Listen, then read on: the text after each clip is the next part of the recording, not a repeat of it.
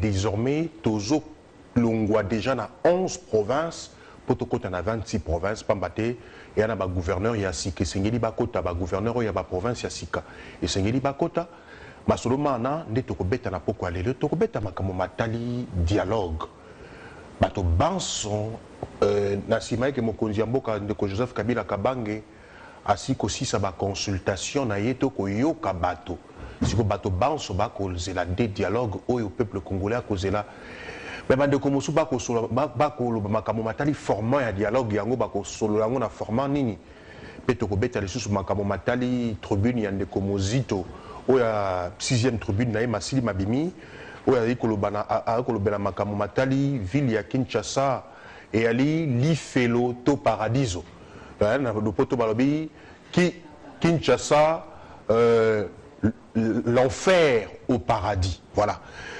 Ndeko Jolino makelele nde invité na biso apoko lelo mbote na ndeko Jolino. Mbote ndeko Willy.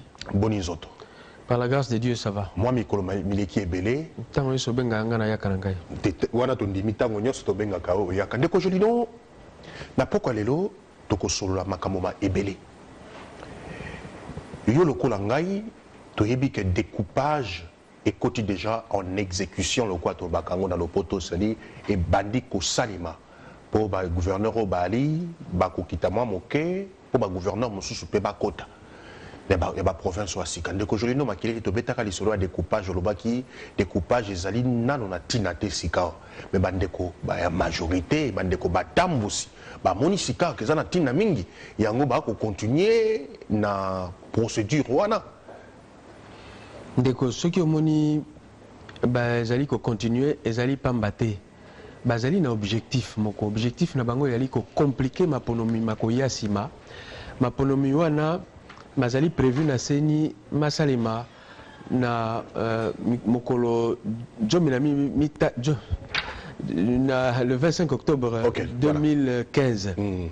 Mais biso motono so azana bonya azana moto eza ko sala akoyeba te makambo mana po masalema maza kosenga ba préalable belé ou na français préalable ça dit et ya nobo banda kokota makambo na bosi sana makambo susu tango bande ko majorité ba ndimi eloko na découpage wana biso to boya yango te to rappeler na peuple congolais que biso to ndima yango pamba te eza na kati ya mobeko likunzi na mobeko likunzi lobi mboka na biso ko longa na bitene jomi na moko ekoma na biteni 26 alors na kati wana ville ya Kinshasa mais tolobaki est-ce que ezali na ntina tango ye moko mokonzi mboka lobi franga ezate pona kosala ba élection alobi franga ezate pona ba élection mais franga ekobimela wapi oya kosala mise en place ya na territorial ya sika soki tolobi to bana kotala ndenge premier ministre vice premier ministre alobi ezali même soni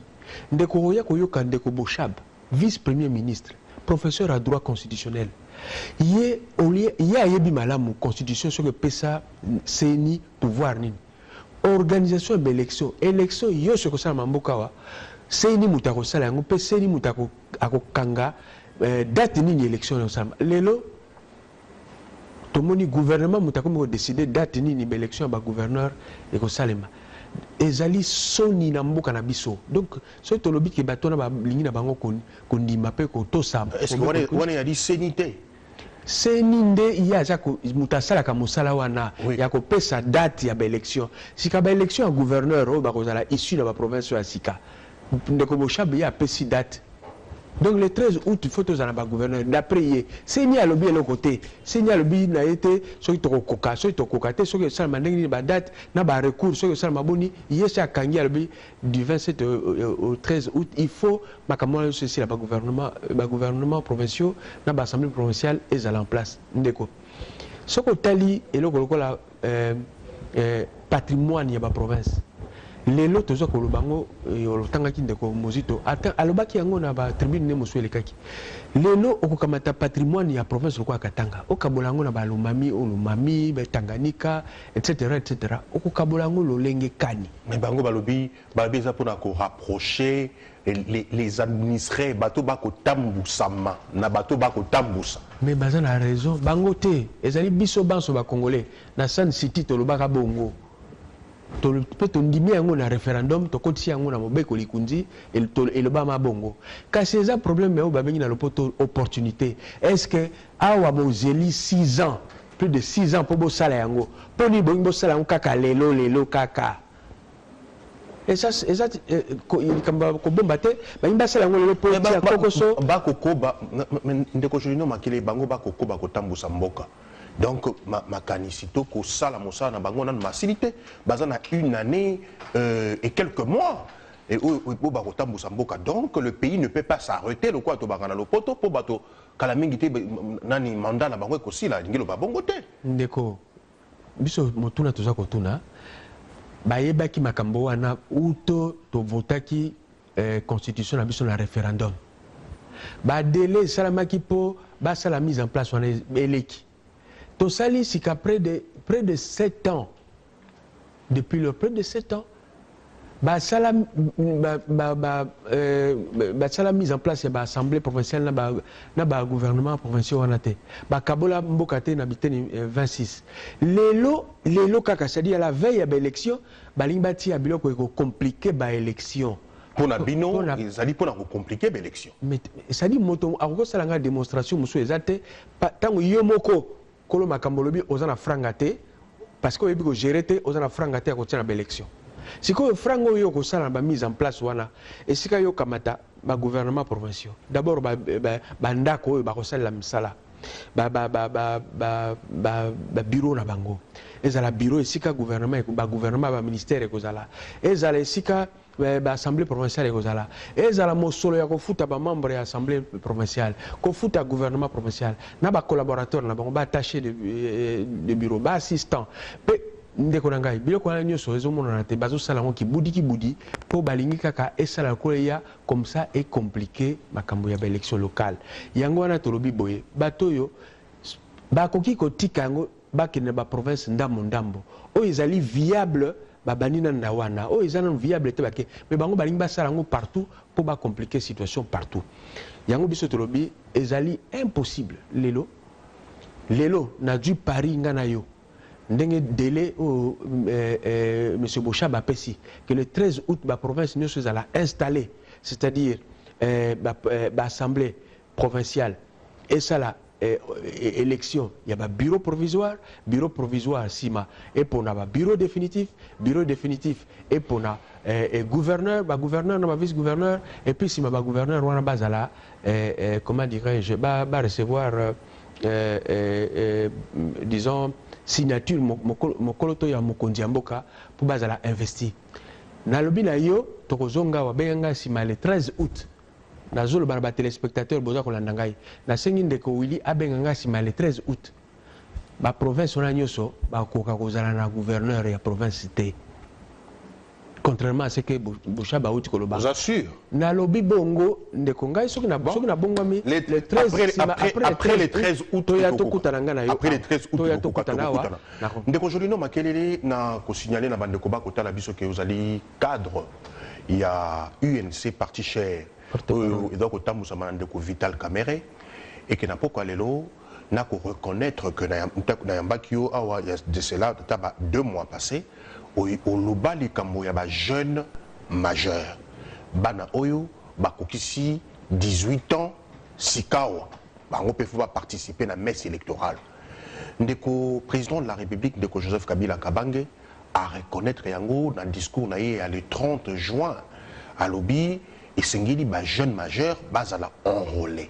ba on peut pas participer à la messe électorale mais ba ndeko le jolino makelele bino mei bokolela ntango oyo yali na kati ya calendrier électoral ezoko confiner mambi mingi na kati pe boko senga enrôlement et sanima nako yebisa dayo que fichier actuel ba fichier oyo ko sala mapo moto akene ko s'enrôler 2 fois té le coup de salamake na ba mbulu yo tikoleka et ko senga mbongo et ko senga matériel on est comme na ville ya Kinshasa et ko senga faut ko dispatcher matériel ko former personnel bon monite que bino moko boko le calendrier pe bino moko boko senga susu mingi na kati ya calendrier wana est-ce que vous assure que ceux qui babandi ko enrôler ba jeune majeur élection ko za la kaka na 2016 ndeko eloko liboso to loba il n'est jamais trop tard pour bien faire.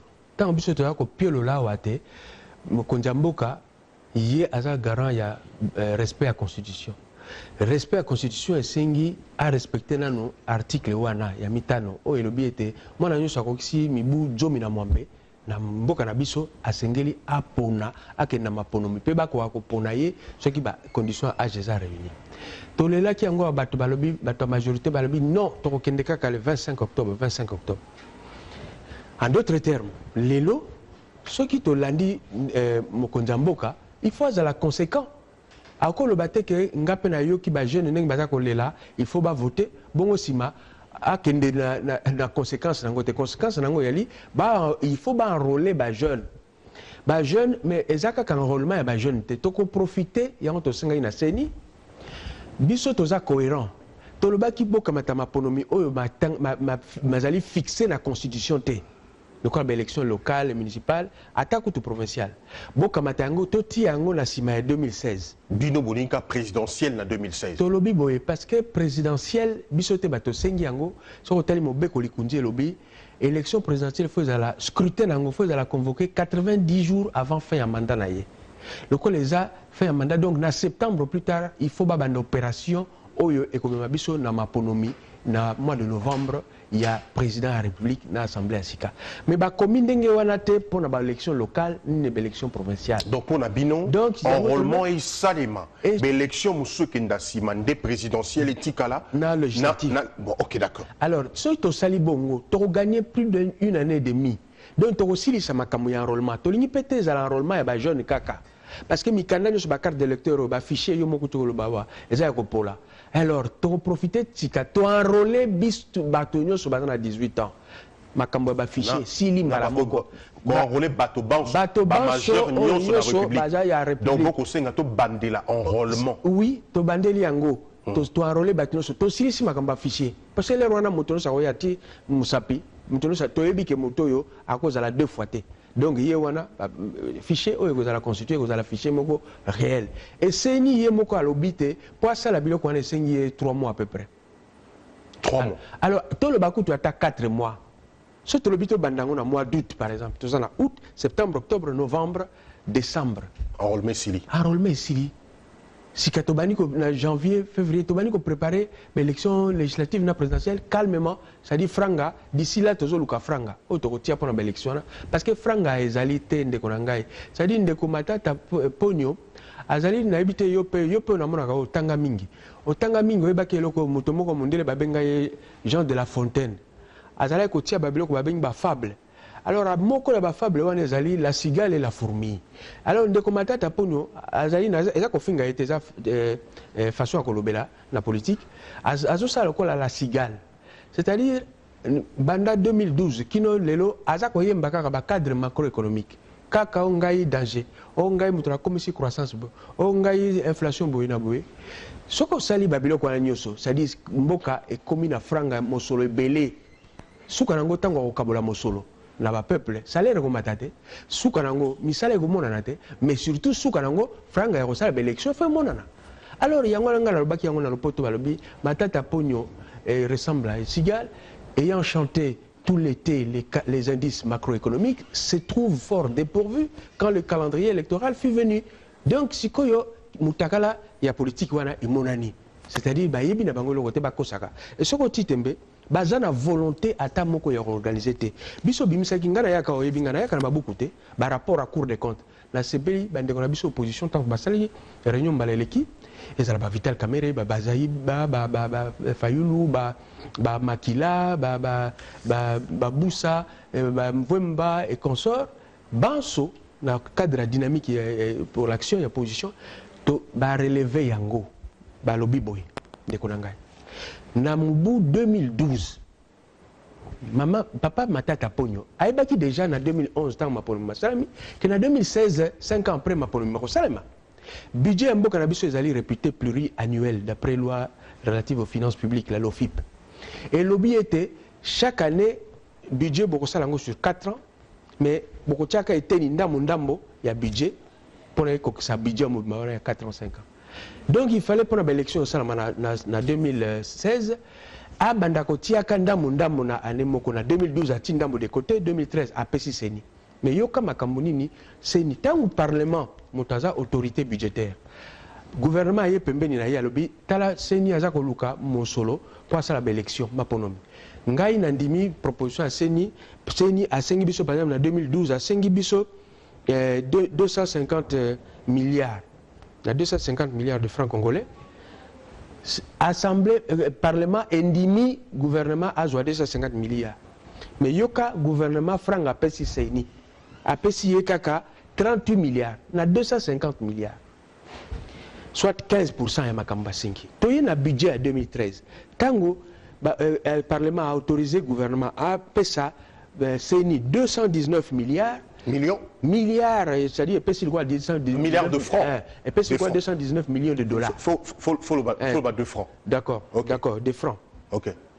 Si na 219 milliards de francs congolais, le Parlement a autorisé le gouvernement à ça. Le gouvernement a payé 28 milliards, soit 12% pamba. Ce qui est na 2014, Parlement a autorisé le gouvernement à payer 246 milliards de francs congolais. Le gouvernement a payé 56 milliards, soit 23%. Si on a l'exercice 2015, aussi au bandit. En 2015, premier trimestre, la commission ECOFIN est examinée. Dans le premier trimestre, il fallait 59 milliards de francs congolais. Boyo Kangai, le gouvernement a payé combien? Tout le monde 1 milliard pamba. Donc 2% il y a montant au Seigneur Sengi. Bato bazo sala ndenge wana soko linyo comparer mosolo wana na mosolo ezoke na primature. Tango na 2012 Seni gouvernement a payé Seni 15% ya oya sengaki. Le même gouvernement tant au président a sengi 122 milliards a payé 145% ya montant 122 milliards. Tant au primature sengaki 29 milliards, primature a payé 42 milliards, soit 145%. En 2013 ba sengi pour la présidence 86 ba payé présidence 201 milliards. Soit 234% de dépassement. Quand au primature à 23 milliards, bah payé 52 milliards, soit 228%, il y a dépassement. Il y a mbongo basengi. Quand au commune en 2014, c'est présidence à 98 milliards, bah payé 150 milliards, soit dépassement à 153%. Primature à 28 milliards en 2014, pour l'exercice 2014. Aye Kolia 57 milliards, donc à sali 204% de dépassement. En 2015, dans le premier semestre, le président Sassengi a payé 30 milliards pour Assalé là, premier trimestre 2015. Il a payé à 98, il a payé 150 milliards, soit 153%. Primature à Sengi 28 milliards. Dans le Parlement a payé à 28 milliards, mais il y a quelques liens 57 milliards, soit 204 000. Ils ont un chiffre vrai. 204 000, c'est au cours des comptes de Konangai. Alors, ce qui est dans le budget de Bandelia Moubou 2015, tango présidence a Sengi Parlement autorisé, Bapé na premier trimestre, présidence 30 milliards. Bapesi présidence 41 milliards, soit 137%. Mais yoka siko kabakata na likambo. Tango primature ya matata ponyo. Na spécifié 7 milliards pour le fonctionnement pour le moussala ya ko sala budget 7 premier semestre, premier trimestre, les 3 premiers mois 2015.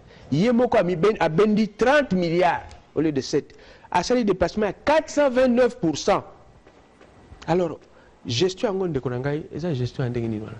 Bato wana cour de compte na nani commission ECOFIN ya Assemblée nationale. Elin kolobaboni ba téléspectateurs que bato yo na frango bati, c'est-à-dire surtout 2012 250 milliards, 2012 2013 219, donc comme déjà à peu près 470. Toti 246, donc comme déjà à peu près 900. Donc, ici, quand tu as ça, à peu près 900 millions, au Séni, qui ont besoin pour la campagne électorale, bah, pessier au belé, Bokangai, total, il y a Mosolo, bah, pessier total général, presque 100, quelque chose comme 569 milliards. Et ça, Mawatro, non, comme 169 milliards. Donc, il y a Mawatro, ce pourcentage de décaissement total, et il y a le gouvernement, le président de la République, il y a que l'élection. Il y a un glissement. Alors, tant au peuple a télé qui m'a en janvier, si quoi qui peut c'est côté bango, bazo basu n'ayant en salate, il y a un moni bakomi na maïele yakoluka. Total, ceux qui te recompte sa découpage, ceux qui ont élection te recompte il y a une solution, biso to le baki, ba jeune, il faut boire enrôler bango, les a problème, il y a dialogue. Ici bandini qu'on enrôler ba jeune. Bandimi na noté de konangai. Mais mokozambo la parole du chef. La parole du chef. De konangai, et là ko yango tozolo ba moni mobeko yamboko yo, yango ba mindele ba sekarabiso na ba musu ba sekarabiso. Parole ya chef vite. Chef Moussa les a respecté la Constitution. Et puis a veillé à ce que mon côté a beau respecter la Constitution. Et ça c'est qu'il y a un lobby, les jeunes vont enrôler, les jeunes vont enrôler, les jeunes vont enrôler, les jeunes vont enrôler. Non. Mais il y a des pays qui sont dans la Constitution. Mais il y a un autre CPL qui a yéné sima, kondima, makambo biso sengaka. Vous êtes dans le monde, vous nous suivez au travers les différents pays qui sont amis à la République démocratique du Congo. Vous êtes à l'étranger en train de suivre la RTVS1. Nous sommes en direct de la République démocratique du Congo ce soir. C'est l'émission Bosolo Pe Bosembo. Pour tous ces gens qui parlent, qui n'écoutent pas la langue, parler à Kinshasa, le Lingala. Sur ce plateau, nous avons l'honorable Jolino Makele, le député provincial de la ville de Kinshasa et cadre et porte-parole de l'INC, parti cher à Vital Kamere. Avec lui, nous parlons des élections, nous parlons le découpage. Pour ceux qui ne sont pas informés, en République démocratique du Congo, nous allons quitter des 11 provinces à 26 provinces, ce qu'on appelle ici les découpages. Avec lui, on en parle. En République démocratique du Congo, on parle sur l'enrôlement des jeunes majeurs. Tous ces jeunes qui sont devenus majeurs et qui doivent participer à la messe électorale. Nous parlons de tous ces grands sujets et notamment les dialogues en République démocratique du Congo. Chers téléspectateurs, l'émission continue. Ndeko Jolino Makele na zongi panayo to solola. Ndeko Jolino, est-ce que bino penza bino to yo Ndeko Jolino bolinga Congo?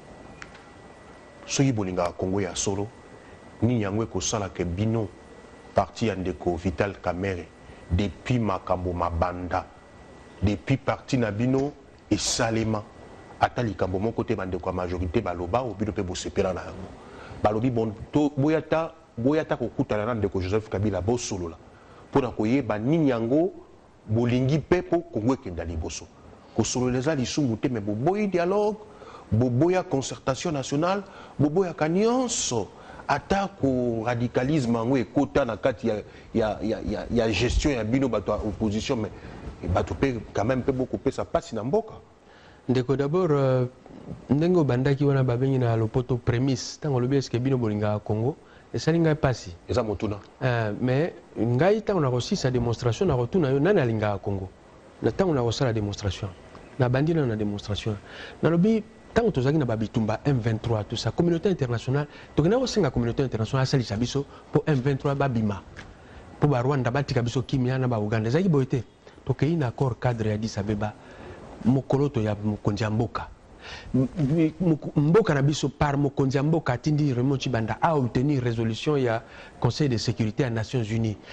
Conseil de résolution en ezwami balobi ba kotinda na biso ba force d'interposition ba kotinda na biso ba drone ba kotinda na biso ba tonyo so ba kokusala ke pe ba pekisi Rwanda ko tal sute ba Uganda ba yal susu ko sala makamte biso bato to senga ki yango mais bango na mayele na bango na bonya na bango balobi te bino ba kambia Congo yo tozomona makambo ekomi ezoyaka tout le temps na kanisi bino mo pe boyebi ko gérer mboka malamu te yango na tosengi bino bovanda nano entre congolais botala makambo nini ezosala ke mboka na bino ezotambola malamu te entre bino bacongolais mais po bovanda lokola toyebi te bino na bino boza kobanga okolinga okanisa moninga oyo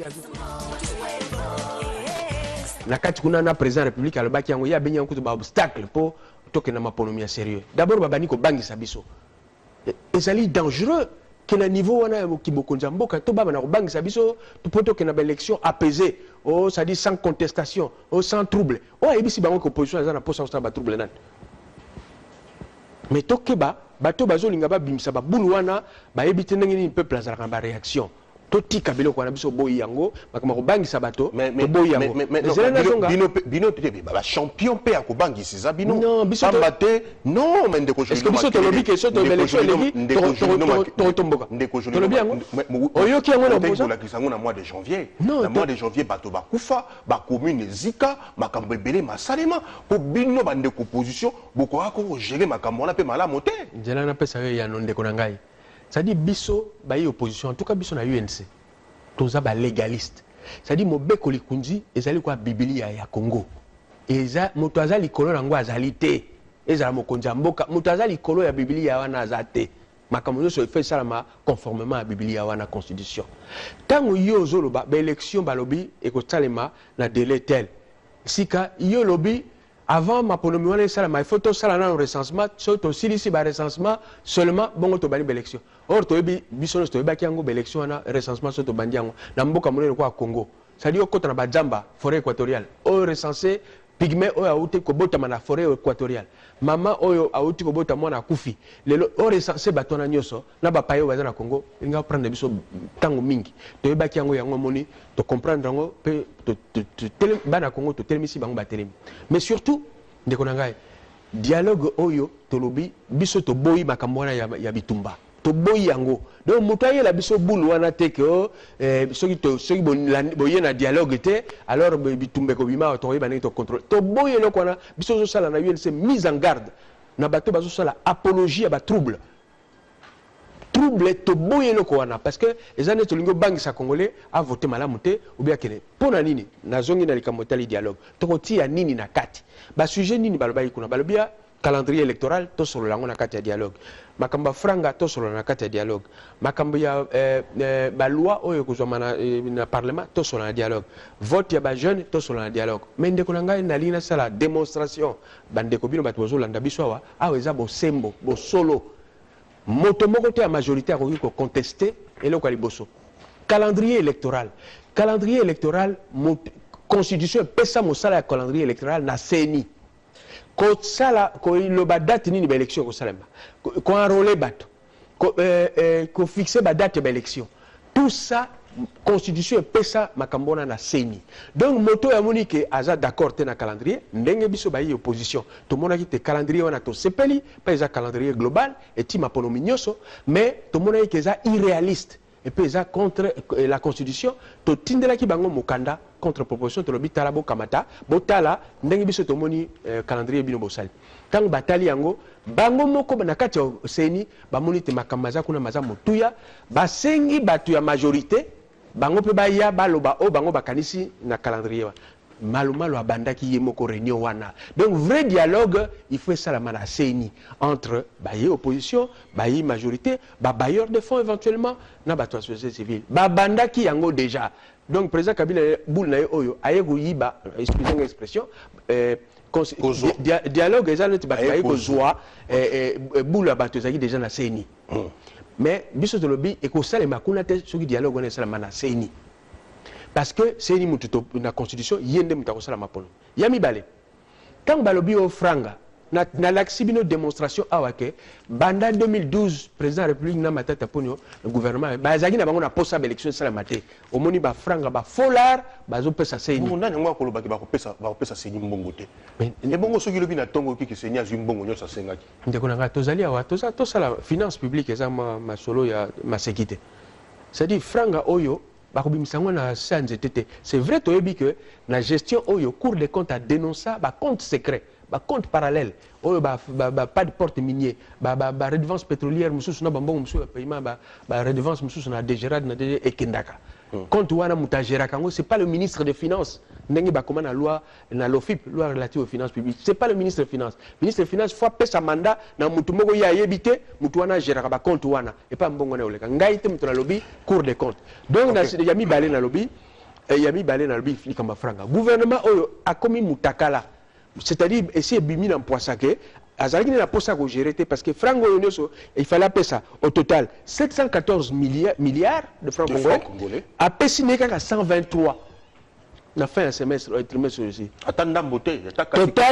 Total 17% pamba. De téléspectateurs, n'a inventé la majorité a contesté le chiffre azalité. Donc, bon, mon binomo que bazar on a posé à l'élection ça la maté, il y a un bazo bimsabiso masola dialogue to keneto kabola transition.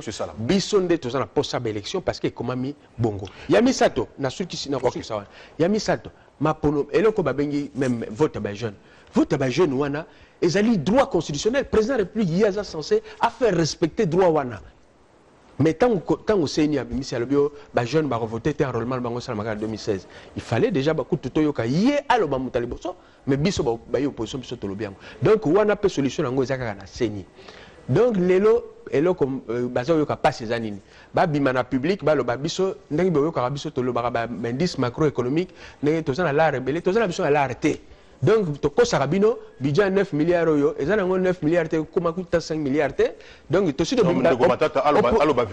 opposition, c'est admissible en poids ça. Si vous avez battu, balinite babima bango moko, balingi si vous avez biso la bango, to le bagela resate non, biso le bi, faut boya bino mobo la peuple que boya bino au gérete, la resate. Enfin, au Italie ba loi parlement mutasa la kango. Si vous avez bon biso, donc ce qui n'a moku c'est aucun sujet. Oh, non, qui président de la République a un obstacle. Le sujet de dialogue. Aucun de ces sujets est allé na dialogue. Ezali na ba institution o ezako exister. Calendrier électoral, c'est ni muta salango. Vote à jeune, c'est ni muta salango. Budget ya campagne, gouvernement, institution, président de la République na gouvernement. So ba kokite talibango. Ba loi, parlement. Alors, makso etali makamba guerre ya beni dialogue mongote eko bimisa masasi, mandoki, ba bombe na ba ko changer ba généraux. Dialogue mongote. Ndeko Jolino makile to komi vraiment na souki émission na biso et na tanga ki kombo ya honorable Mozito o yazali ndeko na yo 5e tribune na ezalaki la pauvreté en RDC hier, aujourd'hui et demain. Mais ndeko Mozito lobby a publié 6e tribune na e o ezali Kinshasa l'enfer au paradis. Yozali député provincial. Il y a ville-province, il y a Kinshasa. Dans le décomosi, tu as lobby Kinshasa, l'enfer au paradis. Il y a le quoi député provincial et Salioni. Deko et Salingai passe na mona que bato makambo ngana yebi bato pe ba yebian bato musu pe ba yebian. Mais hier soki a sali ba démonstration à kota na mozindo. Et le président a ma tata yangwana à kota na mozindo penza so à kota na mozindo comme ka passe penza on contester marmi à lobby. Hein?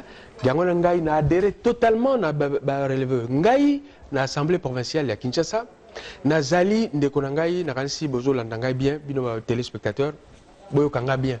Nazali bongo le seul député provincial Oyo a interpellé le gouverneur de la ville de Kinshasa tout au long il y a mandat na près de 8 ans. Le seul Oyo a interpellé le gouverneur. Mais interpellation nanga pour des raisons obscures, tout le bagage obscur et zo y a la plénière. Alors que sur les interpellations, il faut y aller directement à la plénière pour débattre de recevabilité. Nakati kuna makambo nyo sondeko muzito a lobby, na lobby ango nakati texte d'interpellation ngai. D'abord reconfiguration à ville Kinshasa, ça dit tozolo tabandoto.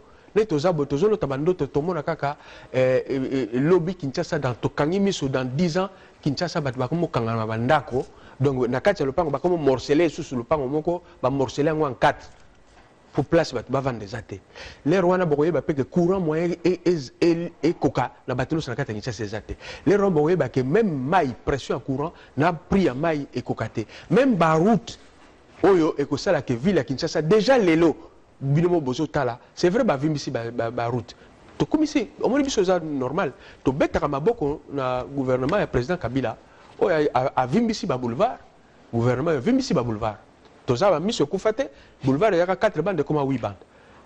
30 juin. Ok na Lumumba il y a 4 comme oye na Sendwe il y a 4 au parti d'abo musée sala ki banda pon Kasavu Buti na Willery à Sosa il y a qui na 8 bandes déjà. Mais au basali ti na 24 novembre et comme mais biso eloko tozo dénoncer ezali peuple botu na mbongo wana o mosolo ya liwa o bango basali nani wana. Soko tali boulevard Lumumba 30 juin basali plus de 100 millions de dollars.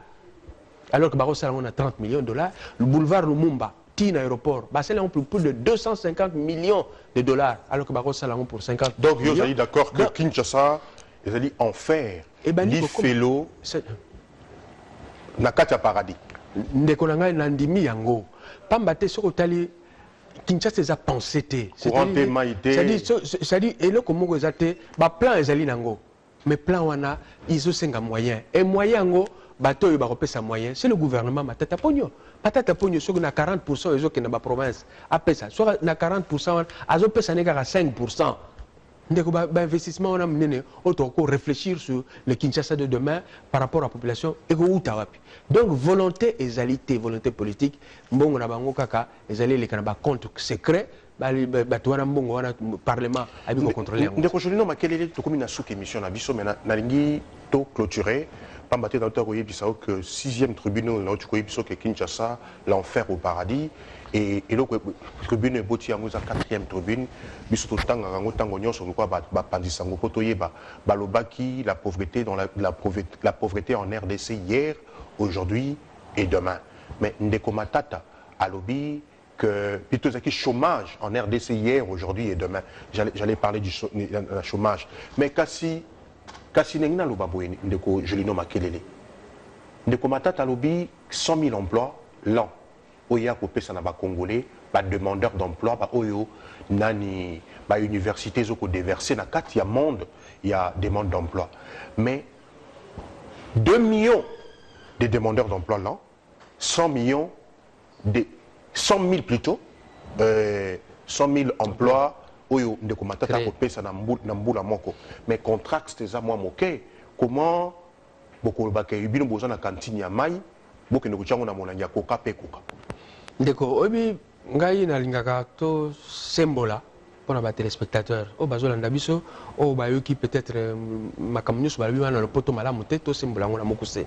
Dans une minute chômage elingi koloba nini engoloba moto azali na capacité intellectuelle ou eza attesté par un diplôme ou bien aptitude ya kokende kosala mosala mais ntango azoluka mosala atango aye po aluka mosala ezali te yango wana chômage. Demandeur d'emploi, moto ya donc il y a zo kangama na demandeur d'emploi. Mais bato yo so balobi pauvreté, ezali moto yo avant nanda kona ye ezala za na salaire, ezala zo luka biloko ko teka na balabala mais asali nyoso mais moto ya o ya za nango na libenga, tanga sali opération na tanga ke zo salaire na ye comme policier, comme militaire, comme enseignant, comme infirmier, comme professeur d'université, salaire na ye zo comme na $100 te. Alors qu'il faut aller sabatou 5, à foutre l'andako ya plus de la moitié à salaire na ye.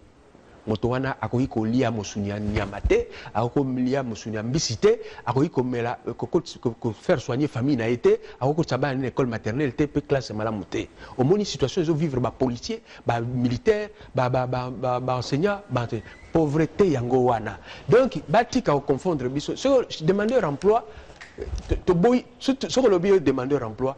Mais tato azana na njili brasserie, maman azana monedito, tato azana na mbanzantadi, moyo muso azana na ngidinga. Bato wana nyoso. Mbaroya osala demande d'emploi pas nani parce que bazan ben industrie te pemena bango. Donc eloko ko compter ezali aptitude na bango ya koya koluka mosala te mais vie o bango bazoko mener. Or vie wana ezali ya kolia makasa. Ti lelo la Congo ezana ba place musu bazolia kaka ndunda bayebi musunité. Donc, le Congo, même dans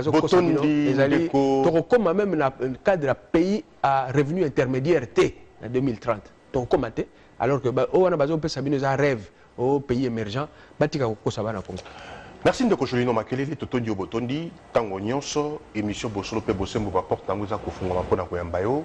Topesi merci na ba téléspectateurs bazali na Angola, bazali na Bandundu, bazali na Équateur, bazali na Congo central, bazali na Kenya, bazali na France, bazali na États-Unis.